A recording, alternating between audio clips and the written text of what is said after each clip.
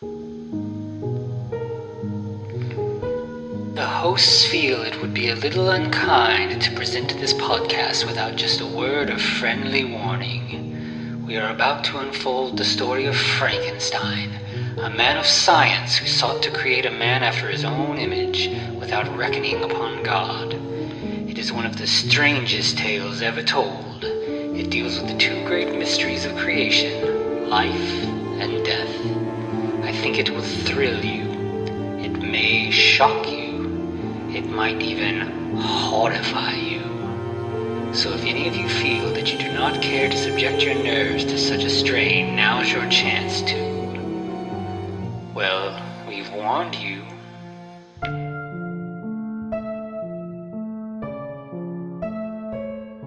Hello and welcome once again to the Frankencast. I'm the mad scientist Anthony Bowman. My pronouns are he, him, and I'm joined as always by... your burgeoning Mormon cult leader, that is Eric Velasquez. My pronouns are also he, him. Oh, yeah. So 2002, the time and period in which people were mildly afraid of Mormons. Yeah, this is probably right around the same time that, like, South Park went in on Mormons. And yeah, there was just Listen, Matt Stone and Trey Parker have always been on Mormons. Have you seen Cannibal the Musical?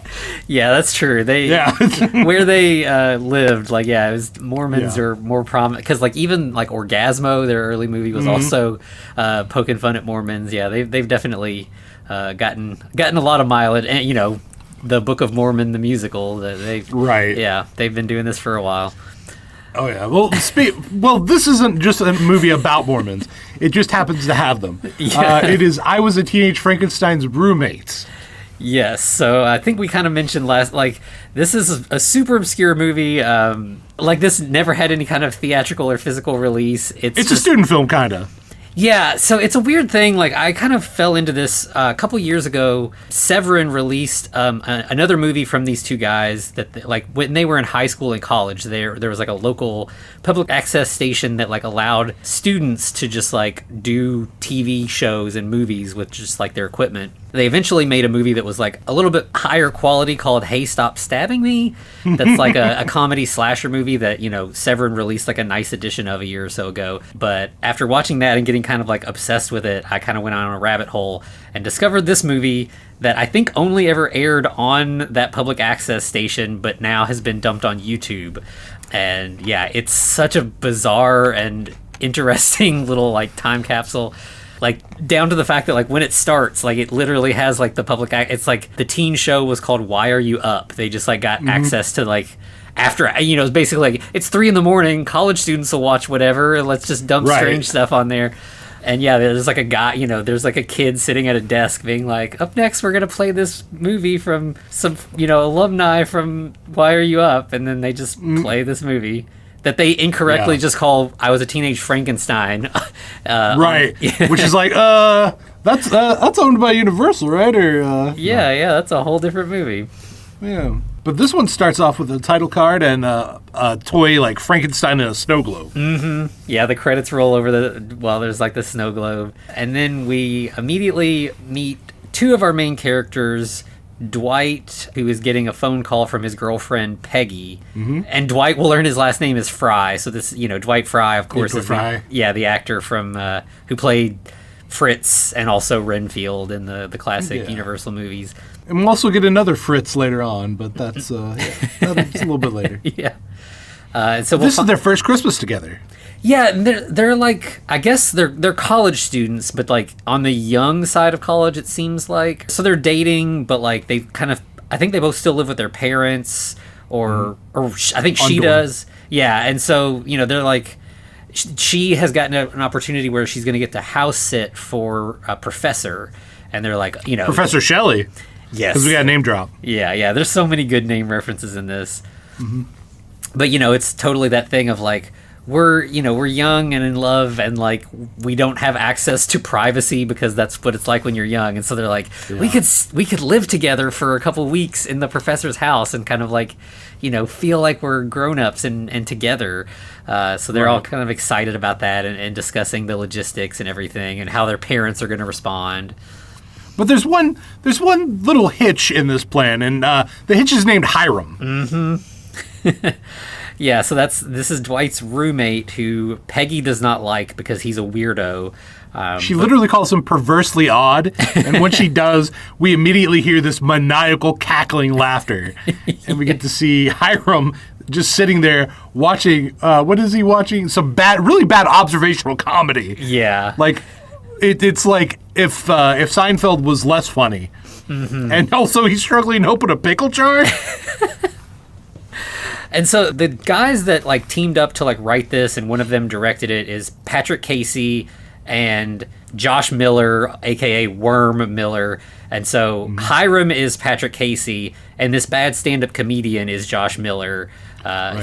He will also be our creature later as well, just in a different costume. But yeah, so Hiram, is laughing at this comedy, and then we just see like later on he's eating dinner at Professor Shelley's house with Dwight and Peggy, despite Peggy's misgivings. Right. I've never seen someone that I would consider weirdly eating a salad, but like it seems like he's almost unhinging his jaw to eat this salad. And it's just a leaf, like just a little bit of lettuce. That's all. Yeah, like he does a good job of just like doing everything slightly weird, just so that you're just uncomfortable watching him just exist. Right, pretty much. And on top of that, he keeps asking Peggy a lot of like very specific questions about the house, and you can tell she's very uncomfortable. Like, what are you getting at? Like, what? I can tell this is leading somewhere, and I don't like it. Right. And ultimately, that what we find out is that he wants to borrow the house, specifically the basement. He says, I need it tomorrow because I've got to work on a top secret experiment. And Peggy is very adamantly refusing that, but finally, like, Dwight's like, but I'll be there, I'll keep an eye on him, we're lab partners, so we need a space to do that. And she's like, all right, well, if you're going to be right beside him the whole time and you don't leave him to do anything crazy, that's fine. Yeah. You can have the house for the afternoon tomorrow. Well, I appreciate that she's being responsible. Initially, she's just like, no, this is not my house. I do not get to say who gets to come here other than me and, Dwight, obviously. But he's always pushing. And I like how Hiram then pushes on Dwight to push on Peggy. Yeah. It's definitely like because Dwight's her boyfriend, she's like, okay, fine. But Dwight is kind of a pushover to Hiram. So yeah, it doesn't work. Of course, Peggy resents Hiram for all this. Yeah. I think then we just cut to like the next evening. Peggy's getting home, and the front door of the house is just open, and she's like, "Oh God, right. Like this is a bad sign right away." Well, it's also the middle of winter, so it's like, okay, it's cold now. Why is this door open, guys? Come on. Yeah, and it's the middle of winter in Minnesota, I believe. Minnesota, so that's serious. Yeah. So she's kind of like walking around the house like, guys, what's going on? And she doesn't hear or see them. It's getting a little creepy now. Yeah, you can kind of feel the tension building. And then she goes into her room and sees a tarp, and she lifts it, and we don't see what's there, but she screams, so we know it's not good. And then Dwight and Hiram both kind of rush in. And right, we can explain what's going on. And she's like, that's worse. Like what I just saw under there should be no explanation. If you have an explanation, that's a bad thing. Right, like apparently it's a pile of body parts. Yeah, and they're like, but we didn't kill anybody. We dug them up. It's for the experiment. Right, and of course she's like, digging people up is very wrong to do. Yeah, it's better than murder, but not. It's still pretty bad. Mm-hmm. And so yeah, she's especially angry at Dwight because she knew Hiram was a weirdo, but like she expected more out of Dwight. And Hiram's like, but we needed the parts because I'm going to create a new man out of parts. Because I'm a genius. Yeah, and he's like, he's just so weird. And like he's like, this is a good thing. These people are now part of something bigger than themselves. That's it's a good thing. I'm giving them more purpose. Life. Yeah. And obviously Peggy's not really into that. Hiram's like, okay, calm down. Here's a glass of water. Just relax. By the way, we hear clinking, and Peggy has been very intelligent about this the entire time until this moment. And then she's like, oh, I will drink this water that Hiram just gave me. Yeah, and, as if a creepy guy gives you water in a horror movie. Right, just don't. Yeah, we've seen it Or in many real times. life. If it happens anywhere, creepy guy gives you some type of drink, don't take it. Just be like, I'm good. Yeah, and so sure enough, she takes a drink and immediately passes out because Hiram drugged her. And Hiram and Dwight just go right back to work. They're like, we got rid of her. We don't have to deal with her being upset. They pull out a bunch of tools, and they're like regular power tools, but they're calling them by like surgical names. Right. But it's just like a jigsaw and stuff. Like it's not surgical It's not equipment. a bone saw. Yeah. So they're working, and then a little later, Dwight goes upstairs to check on Peggy. She wakes up and like is like, "Oh, I had the craziest dream. Like it was awful." And then she looks. Why are you wearing rubber gloves? Why? Yep. So obviously, it was not a dream. Dwight's like, I know you're upset, but why don't you come look at the experiment? You'll feel differently once you see what we've accomplished. Well, they do see, or she does see, and it doesn't make her feel better because now she sees a body on her professor's pool table. Yeah. Instantly. Yeah, she's like, the pool table is ruined. It depends on the amount of plastic they used. Yeah, and then this next little bit really just. It's so stupid, but like, I mean, this movie, like, if we haven't been clear about it yet, these are like high school, college age kids making a comedy, so it's dumb, but it's cleverly dumb for the most part. And so we get them, that intense moment where the mad scientist, smashes the two plugs together to like bring his creation to life, but like no sparks. But Hiram keeps like trying to smash the like two plugs on extension cords together, and he keeps missing, and so finally he just like has to hold it in front of him and like gently kind of plug it in. Then there, like you said, there are no sparks. There's no big mad science effects like we're used to seeing. And Peggy's like, "What? Shouldn't we see like I've seen this in movies. Like, shouldn't this look more dramatic?" And Hiram's like, when you plug in your computer, you don't see sparks. It just works. Yeah, exactly. And then suddenly the creation's arm raises up. So we get the thing again where like they don't think it worked. And so they're looking for tools to try to like get it working. And that's when like the creation sits up. Well, its arm shoots up first, and then the rest of it follows. Yeah. And of course, Peggy freaks the fuck out because she just saw a resurrection. Yeah. And I love the line, "Holy balls." Yeah. And he said, as a nice variation on the classic line, he says, "It's alive. Sweet." Right. That's such a college, high school kid thing to say, right? Yeah, such a young Frankenstein thing. Yeah, exactly. And it's just a dude, no scars, and he's not even particularly tall either. Yeah, and that's like the Short. first thing he gets down, and they're like, "Wait, he's short." And they're like, he seemed much more monstrous when he was up on the table.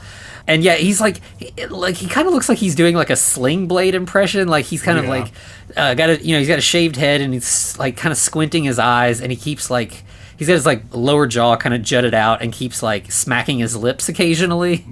So they're kind of stunned that like the monster doesn't look very monstrous. And I do like the Hiram's like, "Oh, he's cute," and then starts rubbing his head. Yeah. And Dwight's like, "The monster kind of stinks, though." Which is the second week in a row we've had a movie that specifically called out the monster smelling bad. I mean, but you gotta understand, they gotta stink, right? Oh, You're yeah. not gonna smell great after you've been resurrected.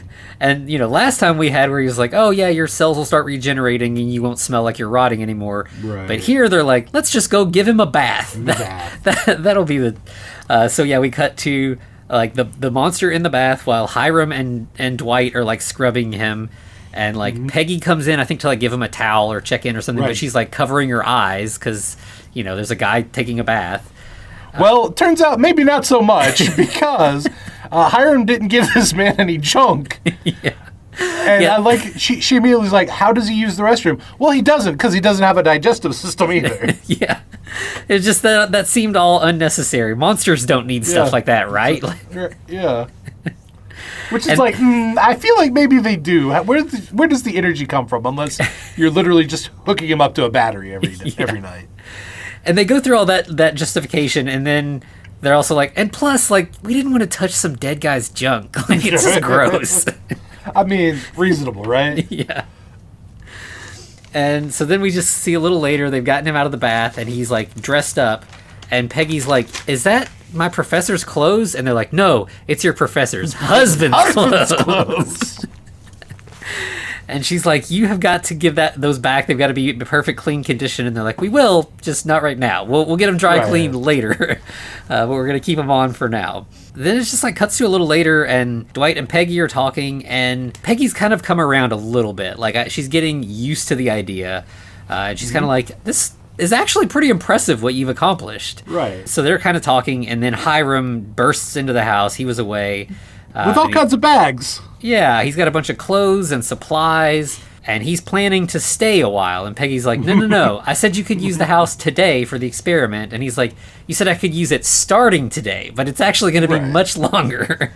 Right, I want to stick around so we could create a family environment to train my monster. Yeah, he can't stay in the dorm. That won't work. No. And obviously Peggy's not happy about that. Yeah, and so Dwight's like, all right, it's late. Why don't we just we'll sleep on it. We can talk about this and figure it out in the morning. And Peggy's like, okay, fine. You can stay tonight, but that's it. Right. And, of course, then we cut to Peggy and Dwight in bed. And Dwight tries to get a little sexy with Peggy, and Peggy, reminds him, you just resurrected a dead guy, and now you have a weirdo living in my professor's home. So no sex for you, good sir. Yeah, not quite in the mood at the moment. No. And then we just see, the next morning, Dwight goes outside, and they've got the monster just, in a dog kennel. Yeah. They wake him up and lead him back inside. We get Hiram kind of starting to try to teach him. And, they're just going through, simple words and stuff like that. Can we talk about the breakfast that Hiram prepared for everybody? It's so good. Which is also a very college kid thing to do, right? It's just a donut, banana. What else? Nothing was actually cooked, I don't think. Yeah, it was a donut, a banana, 6 Oreos, a candy cane, a bag of sun-dried tomatoes was sitting next to the plate. And then there was some kind of granola bar or something. I couldn't tell quite what it was, but something in a little, something long in a little, plastic bag. But yeah, just trash food. Then Dwight's like, so I was thinking, it's probably time we need to give the monster a name. And Hiram's just like, he has a name, Monster. It's Monster. Yeah. Like Frankenstein, he had his monster, so now it's Belmore's monster. Yeah. Yeah, he's like, Dr. Frankenstein didn't, not to compare myself to a fictional character. Yeah. But yeah, so they just decide they're going to name him Monster, and then they kind of continue with the lessons, and it's like, he's like, say this word, and when the monster talks, it's just like they've run through a voice modulator, and it's just like this deep sort of low pitch thing that you can't really understand what he's saying. He's just kind of talking gibberish, and then eventually Peggy comes in, she's got all Hiram's bags packed for him. And he's like, hey, it took me a while to get all that unpacked. And she's like, nope, it is time for you all to leave. You got to get out of here. So they put a rope around the monster's neck and take him on a walk. Well, let's talk about this, because that's not all. Hiram's dressed as some old 1800s lord or something from England. He's got a top hat for no reason. Right, and over what are those called? Not slickers, but they're the raincoats that have the fringe around the back. What are those things called? Are they? Is it a duster?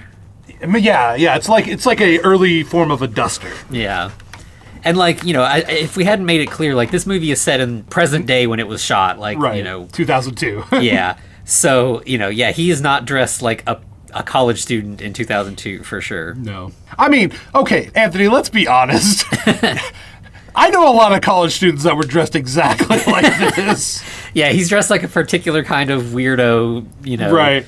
D&D type nerd or something, somebody who would say "milady" and has a sword hanging on his wall or something. Oh my god! Shudders. But yeah, so they're walking around, and as you said, it's winter, there's snow everywhere, it's Minnesota. The monster seems cold, he is not dressed for this weather at all. So they're like, well, let's take him inside. They're passing the college gym. So they go in there, and they're like, well, we could test his reflexes. And so they take a ball and throw it at him, and it just hits him square in the face. He has no reflexes, no sort of idea that catching might be a thing that he's supposed to do. Right. He has no reflex at all to it. Yeah. Then they're kind of like talking about what they should do, and while they're not paying attention to the monster, he just strolls back outside. They follow after him, and on their way into the gym, they pass like a swing set, and there's a kid swinging on it, and the monster's standing weirdly close to him, just like staring at him as he swings back and forth. Right, it's a little uncomfortable, right? Yeah. And they're like, oh, do you want to learn how to swing, monster? And so he like gets in the swing, or instead, like, or they're trying to get him into the swing, and instead he just pushes the kid out of that swing. Well, he tries to swing. He tries to swing on his own and fails. He just kind of flails around in the swing and gets fed up with it. And he, as the kid's swinging normally, he just pushes the kid out. Yeah. And then, like, and this is like a young kid, and he just like climbs on top of him and just starts like beating the shit out of him. Right. He does that quite a bit. Yeah. And so they, like, you know, of course, Hiram and Dwight drag him off of this kid, and they're like, huh, he seems kind of predisposed to violence. And they're like, well, I mean, he is a monster. It makes sense. Like, that's what monsters do, right?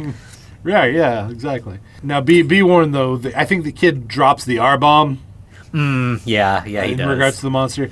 There's a, like, for an early 2000s movie, it's surprisingly, I wouldn't say necessarily progressive, but not offensive. Mm-hmm. Until we get to the end. Then it gets pretty rough. Yeah, especially considering that these are like a bunch of young people who have no sort of like studio notes or anything. They could have said anything they wanted and gotten away with it. So yeah, it is pretty tame considering all of that. There's a lot of control, or a lot of self-control, I should say, which is good. Yeah, because I feel like 2000, like, that was around this, like, I graduated in 2002, so I was getting into college, and I feel like if I had had this opportunity, it probably would have been worse. Like, I don't know, I don't think I was throwing the R word around or anything, but, like, I'm sure there would have been some, like, really dumb shit that I would not be proud of today. Right, yeah, 100%. But, yeah, so once they, like, get the monster kind of back under control, they're like, let's go back into the gym, we're safer in there. But now there's other people in the gym that weren't there earlier.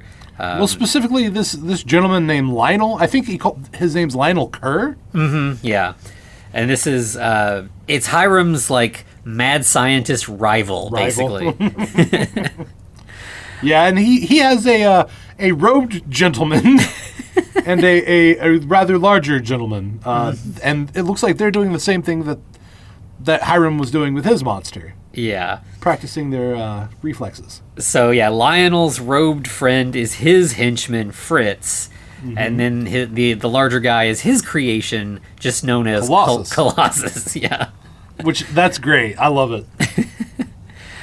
So Colossus we find out, is not sewn together body parts. He is synthetic skin attached to, like, a robot. He's a Terminator. Mm-hmm. He's a Terminator is what he is. Yeah. And of course, but Fritz is always calling Lionel Master, and then Hiram's like, Josh or Dwight, why don't you call me Master? Yeah. And he's like, yeah, it's very unprofessional. You should be calling me Master. And he's like, okay, I'll try. Mm-hmm. So we see that Colossus, he's bigger. He looks more like a normal person than their monster, and can speak. He's eloquent. So clearly Lionel's doing a better job than Hiram, and so obviously the jealousy's flying there. Yeah, Colossus is everything that monster is not. Mm-hmm. And I think Hiram tries to like get the two creatures to shake hands, but his monster just kind of stands there staring. And then they're interrupted by the Mormons. Who will kind of become a big part of the rest of the story. Surprisingly, yeah. Yeah. But the Mormons are just there to kind of proselytize and, get everyone on the Mormon boat, as it were. Yeah, it's like a youth group, they're like out doing like, evangelical work or whatever. Mm-hmm. And they're kind of like, oh, let's run away. Like, we don't want to deal with the Mormons. Mood, man. Right. Yeah, 100%. And so like now we're with our crew like in a hallway just elsewhere in the outside of the actual gymnasium part of the gym. Mm-hmm. And Hiram's like upset that his monster is not as good as Lionel's, and he's like, what, we ended up with a stupid monster.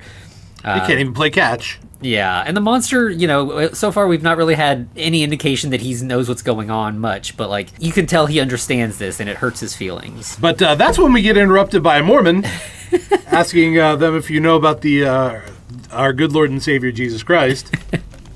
And the monster just beats him to death. Death. Also mood. I understand.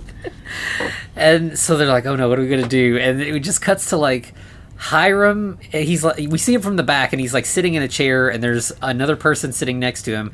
And Hiram's like talking, like having a conversation about Mormon type stuff. And then like another Mormon comes over and pats the guy on the shoulder and like he just tips over out of the chair. This is our dead body. And our genius here, Hiram, is like, oh no, you killed that man. You hit him so hard on the back, he just fell over dead. Dead. So yep, yeah, that'll work. Yeah. And then we just cut to like a little later back at the house. And Dwight's talking to Peggy and he's like, so the monster did something bad today. He's kind of being vague about it. And then Hiram strolls in and he's like, yeah, the monster killed somebody, but it's okay. He was a Mormon. He's more Mormon.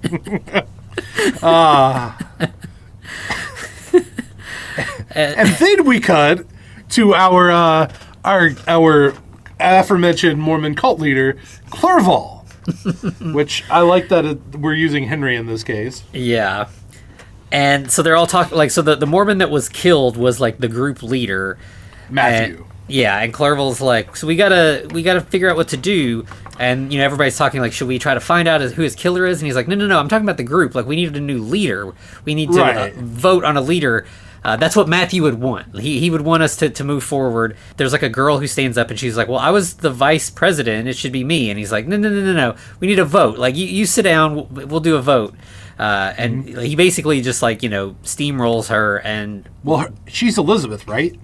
Yeah, it takes a little while, but yeah, they do eventually say her name's Elizabeth. Clerval is able to convince everyone to vote him in as the leader. And he's like, all right, well, time to get, Matthew would want us to move on. So first we need to get revenge. And Elizabeth stands up and is like, but we're Mormons. We're supposed to be peaceful. Like, revenge goes... Yeah, we don't fight. Yeah.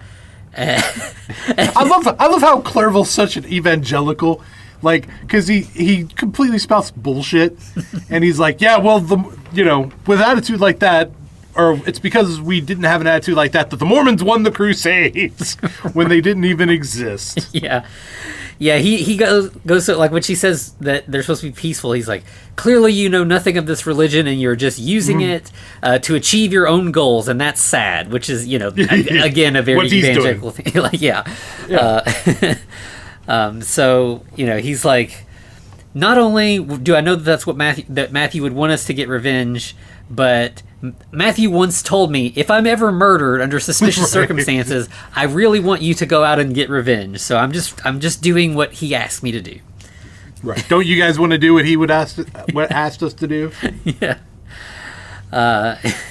So yeah, the Mormons are no longer really Mormons in this, and yeah, it's fantastic.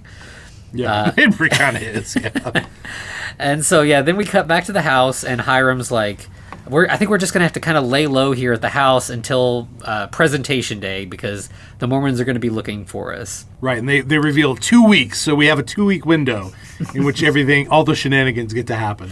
And we're going to get a lot of like scenes of calendars with people drawing X's on the dates. Like it's pretty funny. And I think then we just get more like, Hiram trying to teach the monster. Yeah, the monster's drawing really badly. Well, basically, the monster just draws like a stick figure girl with big boobs. That's what he does. That's his go-to. Yeah, every time, it's like Hiram will draw something really elaborate, and then it's always big boob stick figure. Peggy also comes in at this point, and she's got a bunch of wanted posters for the murder, basically for Hiram. Mm-hmm. Yeah, she's like, they want to kill you. Like, you are in trouble. But even Hiram knows, wait, murder's against their religion. She's like, it doesn't look, based on this flyer, it does not look like it. And Dwight and Peggy kind of like team up, and they're like, you should take the monster to the police. Like, it's not your fault that Matthew died. The monster did it. So we can get this all straightened out. Mm-hmm. And really, like, Hiram refuses, and it's really just because of the competition. Like, he has he doesn't care about the creature. He doesn't want to protect him, but he's like, I got to win the competition. I gotta beat Lionel. Yeah. But I do like how Peggy's like, nope, we're going to the cops. And, at this point, Hiram's like, no one will stop me. And he acts like he's going to choke her. But then he just takes Lit off her shoulder. He's like, that's really been bothering me. Yeah. Yeah, and he's like, okay, well, if the Mormons seem like they're going to be a problem, I'll go check in on them in a disguise. So then we just go to the school. Again. Clerval is like, he's talking to one specific Mormon and like pressuring him into doing various like, revenge and just villainous shit, basically. Well, yeah, sifting through trash is totally ethical, just to find evidence of a person and where they live. That's fine. Yeah, Jesus would want us to do that. Right. And the kid's like, of course, Jesus didn't fight and win in the Crusades because of, right. And the kid's like, yeah, but we're not supposed to be violent. And he's like, what about our month-long fighting holiday? And the kid's like, fighting? Do you mean Ramadan? And he's like, no, that's a monster from the Godzilla movies, the one with 3 heads. I love it. Yeah, that made me laugh pretty hard. And he was like, no, that's Ghidorah. Yeah. And Clerval's getting annoyed at this line of questioning, so he pulls out a knife and he's like going he says, give me your hand. Yeah, he's going to stab this kid. But then another one of the Mormon crew comes in and they're like, we've got a new recruit that wants to talk to you. And he's like, all right, we'll meet up later. Yeah, we'll continue this conversation later. Yeah. Dun, dun, dun. And so then we have, obviously this is Hiram. He comes strolling in with like a little fake goatee. Okay, now this is a little sketchy. Aside from the fact that, he's in a get-up, which is clearly a bad get-up. It's the worst disguise ever. It's like, barely a mustache, some glasses, and like a safari hat. Yeah. Yeah, it's pretty ridiculous. But he's then like, yeah, I know all about that evil yet genius man, Hiram Belmore. Yeah. He's like, I too would like to kill him. That's why I'm joining.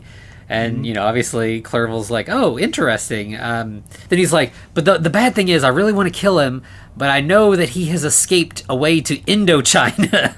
Right, which is sketchy. Isn't that like Vietnam and, Yeah. Or am I wrong? Yeah, it's just, it feels like one of those places that, like, it's not really a place anymore, it's it's the Indo-Chinese Union, so it was like... Yeah, it is no longer a thing. It's like Cambodia, Laos, Myanmar, Thailand, and Vietnam. Right. But yeah, it's no longer referred to as that. But it makes sense in this because one, it's an obscure reference. Yeah. And two, it's a large place far away. It's you got 5 countries to try to search through in Asia. Mm-hmm. So I'm going to distract you away from the real Hiram. I mean, that'll put him off the trail for at least a couple years, right? Yeah. And Clerval's like, well, thanks for the tip. We'll keep you in mind. You're not a Mormon yet, but you're on the path. Well, and I do like how Hiram's like, so how can I become a Mormon? And Clerval's like, yeah, but we got to jump you in. Okay. So this is a gang now. Gotcha. Right. And then we're just like back at the house. We get more like training with the monster. And this, like the other training or like education sessions have been pretty short and just, like at the beginning or end of another scene. But here we get like a full on montage. We've got everybody in the house is like teaching the monster different stuff. He's like playing with toys. He's dancing. They're reading How the Grinch Stole Christmas. He draws more stick girls with big boobs. He does some snow angels. Like they're doing all the things with the monster. Right, but everything he does is slightly bad. Yeah, it's not right, but it's still endearing. Yeah. And then back at the Mormon gang headquarters, Elizabeth confronts Clerval and is like, "You took a bunch of money out of the charity fund. Like that's not right. That's not what that's for." Well, Clerval did something better with the money. He used it to hire a hitman to take out Hiram. Right. And he's like, I'm starting to think that guy who told us he was in Indochina might have been lying. I think Hiram might be nearby. Oh no, he's onto him. Back at the house, Hiram is, getting frustrated at the lack of progress with the monster. He calls him stupid again and sends him out to go to sleep in the kennel again. And the monster like goes out to the kennel and he's sad, but he's like, you get the sense that like he wants to make Hiram proud. Like he continues to kind of like study. He's like flipping through books and stuff out there by himself in the kennel. Yeah, and you also see him watch like Dwight and Hiram interact through the window. Yeah. And then it's like the next day, Lionel gets a phone call about Hiram. And we don't like get it's just like we hear Lionel's side of the conversation, right? So like we don't really know what's being said or what's being told to Lionel. It's just someone's looking for Hiram. Yeah, and he's like, interesting, there's some sketchy stuff going on in the background. Back at the house, Hiram's like, oh, I almost forgot. I'm supposed to sign up for a slot for this presentation. Like, I need to do that right away. But then there's a knock at the door, and in bursts the hitman. Well, first, isn't it Peggy? Like, she comes in, and she... Yeah, like, the hitman has her, and, like, kind of uses her to get inside. Right. And then he takes Hiram hostage. Tries to kidnap him, basically. Yeah, he's gonna. But then all of a sudden, there's somebody else behind the hitman who just knocks him out, and it's Colossus and Lionel. Oh. So it seemed like Lionel was being recruited by the Mormons, but maybe not. He's like, I want to help. There's something wrong with your monster committed a murder. I know about it, but I can help you. We can destroy your monster, clear your name. Everything will be fine. So we find out that the person who called Lionel was Dwight. Traitor! Yeah, and he's like, I cannot believe you have mutinied against me. Right. So Hiram's not ready to accept that maybe the monster should be destroyed. So he's not happy that Dwight has gone behind his back. Meanwhile, Fritz goes outside to the kennel to retrieve the monster, to bring him inside so they can discuss this and figure out what to do. But the monster's already gone. No. Well, of course, Hiram goes out there looking, and it turns out that the monster has actually written something. Just says, monster sad. Yeah, because he was like, the monster couldn't escape. There's no way. And he gets out there and he's like, oh, he's smart enough to open this door. That's a improvement. And then, he sees the monster sad note. So he's like, all right, I've got to go find the monster. But before he does, Hiram and Lionel get into another argument. They start betting on who's going to win the competition. They do finally mention that the professor in this class is Professor Waldman.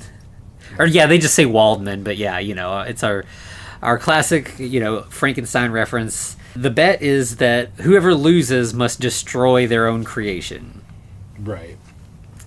So if Lionel loses, he has to destroy Colossus, which seems like a big ask, if you ask me, but, Yeah, and when Lionel leaves, he takes the hitman with him. And Hiram's, talking to Dwight, and he's like, I feel bad that the monster's sad. I've been a bad mad scientist. Right.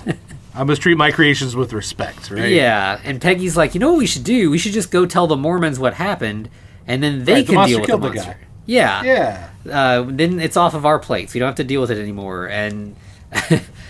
and then Hiram's like, I will not have my monster hunted down like some kind of monster. This is so dumb, and yet it's so good. Yeah.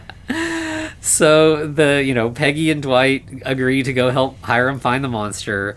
And so they're outside, and then Hiram's like, wait, I know where he is. So they split up, and Hiram just goes back to the kennel, which is still empty, and he's like, oh, no, he's not there. Oh, wait, now I know where he is. And he takes off running again. Which is so good. And so the second place he looks, he actually is there, which is the swing set. He's sitting on the swings. That's where a sad monster would go. Yeah. And Hiram's like, I'm sorry for being mean. And then he's like, I love you, my son. Aw, come on. How adorable. That's what we always want in all these movies. We want the mad scientist to, accept the creation as his son and love him. So, it's a nice moment from this incredibly goofy movie. It's very adorable.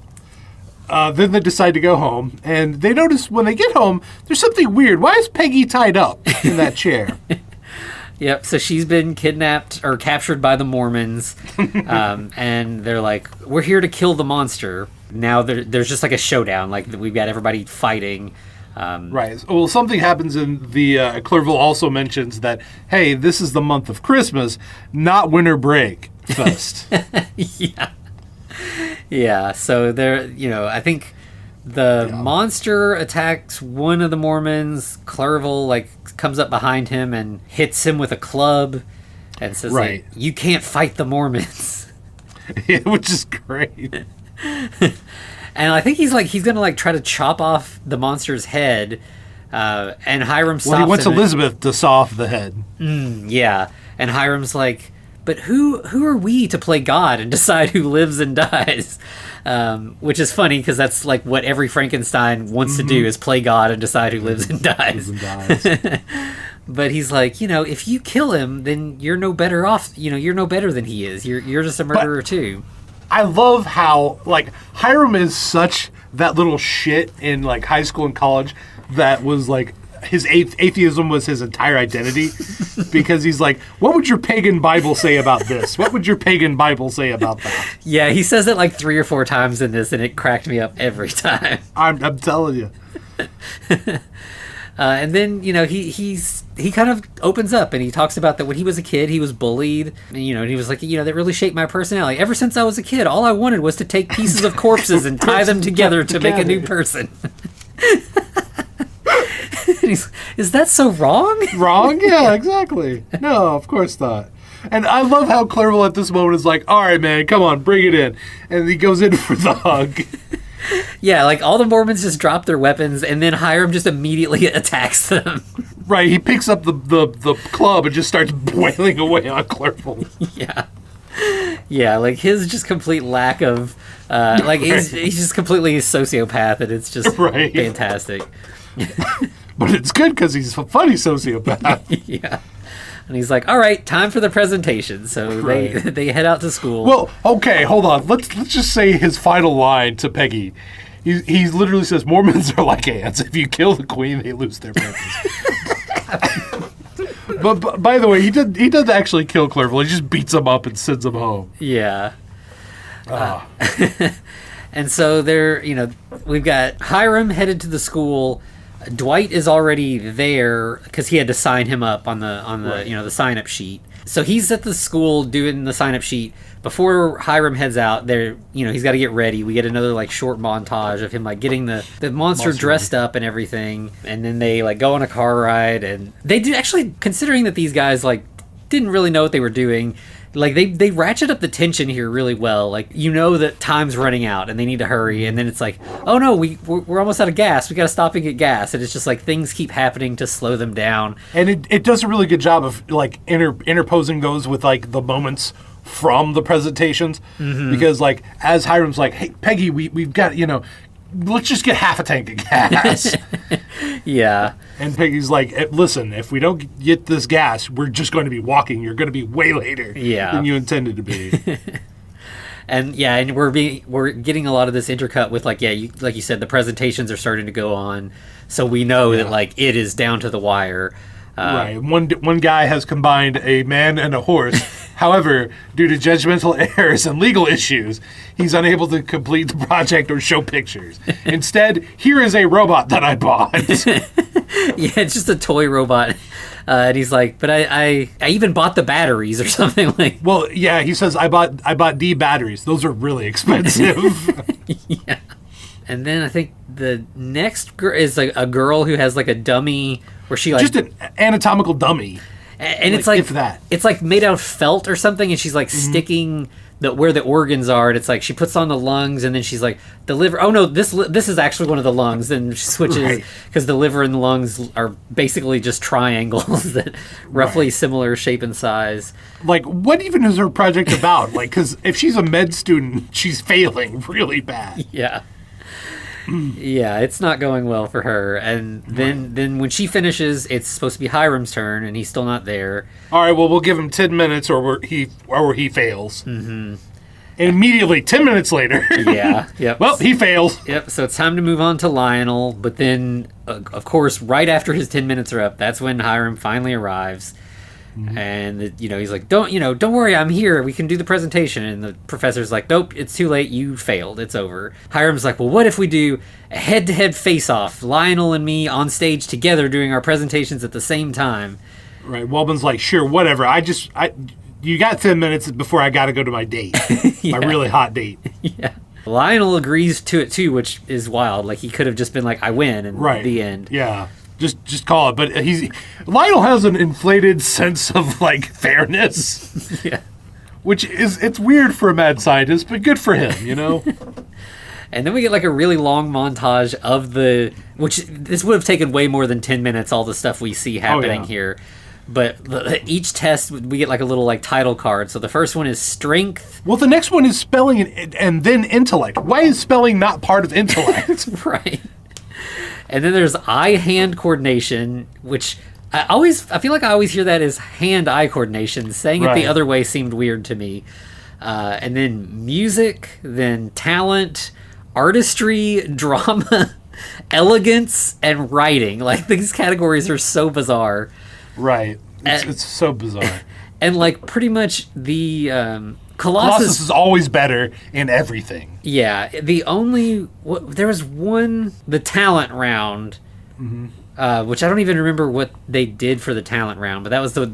Colossus recited like a haiku, and then Monster just goes, Monster love, or he actually says Monster loves Hiram, or he wrote that down. Yeah, yeah. And it's not even spelled right. Yeah. The professor does all of the scores and everything and determines that Colossus got 89 points and the monster got 8 for winning in the talent category. Yeah. And then the professor, so it's like, okay, everything's over, and the professor's like, and so the final winner is the monster, because Colossus is too fat and nobody likes fat people. Right. Basically, literally the entire last part of this Waldman's thing is fat phobic. Just, fat people are ugly, gross, blah, blah, blah, blah, Yeah. all that garbage. Yeah, I feel like, the only, like, defense of this is that, like, I think we're supposed to think he sucks for saying this. Like, it's definitely not like the creators of the movie are making fun of fat people. They're making fun of someone who would be this stupid. Right. Well, even Lionel and Hiram's even like he's just a big guy. That's it. Yeah. And he's like, well, you made him that way. You're just saying he's big boned. That doesn't help. You're just setting your creation up for a lifetime of trouble. Oh, yep. I feel like it's just Waldman fucking sucks. That's it. Yeah. And, Lionel's like, but he needs to be this big to fit all of... He's a robot. He has to have stuff in there. Let me cut him open. I'll show you what's inside him, and you'll Colossus see. is like, I did not consent to that. Yeah. I don't like that plan at all. He, like, picks Lionel up and is just like, we're going home. And just, like, Colossus carries Lionel out. You've had a long day. It's time to go to sleep. Yeah. And Lionel's like, Fritz, destroy him! And Fritz just like smacking him with a fly swatter, which is so good. Yeah, and so Dwight and Peggy are like, congratulations, Hiram, you won. Like, you actually did it. And Hiram finally is like, you know what? No, I didn't win. The monster won. Good for him. We can do anything together, at least until we die. We can do anything. Yeah. And then we just get another title card that 1 year has passed. And Dwight and Peggy are excited that they're going to get to house at Professor Shelley's house again for this winter break. They must have done a really good cleanup job. Right. She didn't notice all the corpse residue. Right. And the pool table turned out okay, I guess. Well, yeah, but it turns out that the monster and Hiram are... the monster has been the assistant to Hiram now. Mm-hmm. Yeah, and he's like, we need the house again. Or no, it's like they're coming home and because Hiram already did need the house, and they're just arriving back at the house. And then suddenly... And they actually talk about how they're planning on getting their own apartment, and Peggy's really excited about that. Yeah. And suddenly Hiram comes rushing out of the house, and he's like, can I borrow your car keys real quick? And they're like, okay, fine. They hand him the keys. He jumps in the car, speeds away, which was impressive because this road is snowy as fuck, and he, does not, they're Minnesotans. They know how to do this, I guess, but I was watching like, shit, I wouldn't want to drive like that in the snow. Yeah, no, either that road is well salted... Because you shouldn't be pulling out like that and not spinning around, right? Yeah. But yeah, so he speeds off, and they're like, what was that about?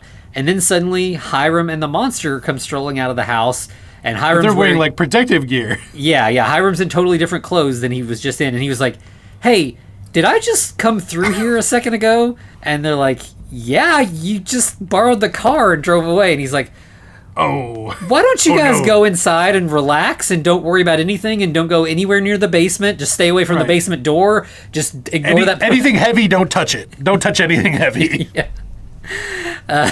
And so, yeah, like, Dwight and Peggy are looking at each other like, oh no, what has he gotten up to now?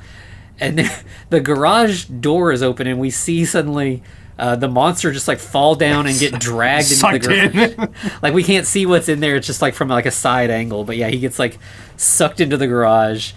Right, and Hiram's trying to fight something. Yeah, it's, like, all off camera. We just see him, and you hear roaring and everything. And Dwight and Peggy are just kind of, like, shake their heads and, like, we're going to go inside. We don't want anything to do with whatever's going on here. Fair enough. Yeah. And then, of course, the movie ends on a bunch of the outtakes, which were pretty good. Yeah, it was fun, because, like, these are, like, serious amateurs, so, like, yeah, we get some good bloopers because they did not know what they were doing, but they were having a good time, and it was infectious, so yeah, it was a fun way to end it. Oh, so good. Legitimately way better than it had any right to be. Yeah, it's a movie that, like, if you just look at it, you're going to be like, this is going to be bad, because, like, you could, like, this is made by, like, college students with, like, a home camcorder. It does not look pretty, it's not well lit, like, it's, it's not particularly well acted either. Yeah, they're not great actors, but they're earnest, and they're, like, they are. The comedic timing is there, like, you can tell, like, they're funny people, so they're able to do that right.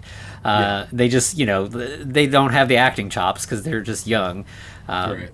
And, obviously, like, these are talented people who've gone on to do quite a bit of other stuff in recent years.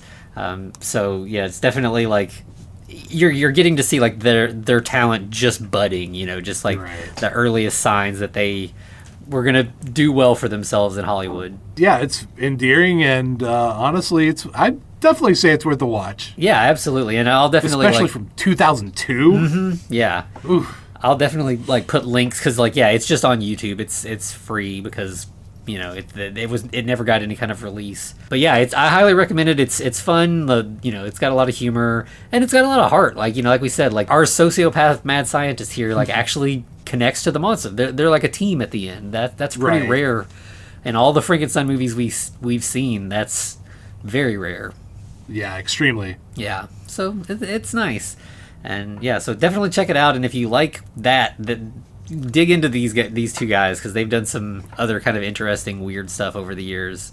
Yeah, I think we might be talking about something that they've done next week, right? Yes. We're going to be talking about some Transylmania. Yeah, we'll get into a lot more about that next week, but it's from the National Lampoon's Dorm Days series. They did this kind of strange one-off that has monsters and stuff in it, and yeah, these guys were the writers behind it. So we'll get into that next week. Yeah, I mean, and I think even one of the actors will actually be in Transylmania as well. Mm-hmm. Patrick Cavanaugh isn't he Hiram? Yeah, Hiram. Yeah, Hiram he's one of the writers of this and wrote that, and is also I think he's a more minor character in Dorm Days, but he is in there. Yeah. So yeah, it'll be exciting. All right. Well, in that case, Anthony, where can they find us? Yes, you can find us on all the socials at The Frankencast. You can email us at thefrankencast@gmail.com. We're also over on YouTube, and you can find us at patreon.com/thefrankencast, where we're still doing our free trials, and we've had a couple people take advantage of that, and some that have stuck around. So it's definitely, we'd love for you to hop in there, see what we've got, and stick around if you'd like, or just check things out and dip out after that. That's fine as well. Yep, we understand and respect it. Mm-hmm. So, all right, anything else we got to say? I think that's it. All right, well, in that case, to be continued. Looks like you survived another episode. The Frankencast is a production of FCR Media. It's hosted by Anthony Bowman and Eric Velasquez. Follow us on Twitter at The Frankencast, or send us a letter at thefrankencast@gmail.com. Our cover art is by Amanda Keller. You can find her at Keller Illustrations on Instagram. Our theme music is by Vivek Abhishek. Thanks for listening.